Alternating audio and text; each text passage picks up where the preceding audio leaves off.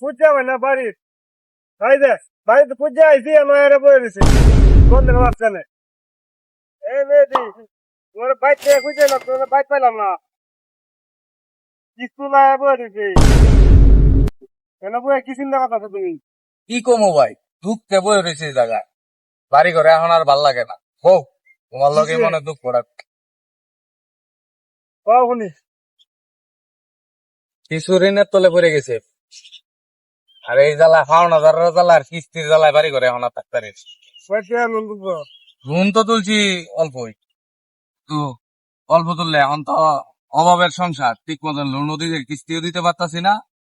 যে কারণে এখন বয়ে রয়েছে আজকে যে কিস্তির দিন কিস্তি হলো মনে বাড়ি দেয় বয়ে রয়েছে হ্যাঁ বাড়িতে দেখে এলাম কিছু না ইয়ার কুমো সন্ধ্যের মাঝে আমার দুঃখের কথাটা তুমি করে বলি ঋণের দায়ে কিস্তি করলাম সংসার আমার অভাবের শখ করে কেউ ঋণ করে না দোষ দিবেন না স্বভাবের মাঝে মধ্যে কিস্তির দিনে পড়ে যায় কিছু বাকি দাঁড় করে কিস্তি দেই না তো ভাই ফাঁকি কিস্তি একটা আলগা পেরা আগে আমি ছিলাম বেশ ভালো লাগে না ঋণের জ্বালা কিস্তি করলো জীবন শেষ এই হচ্ছে ভাই আমার দুঃখ কারে কমু আপনি একটু খেয়াল করে দেখবেন আপনার চারপাশেই এমন ঘটনা প্রত্যেকটা পরিবারের সাথে কোনো না কোনো ভাবে হয় ঋণের জ্বালা অন্যথায় কিস্তির জ্বালা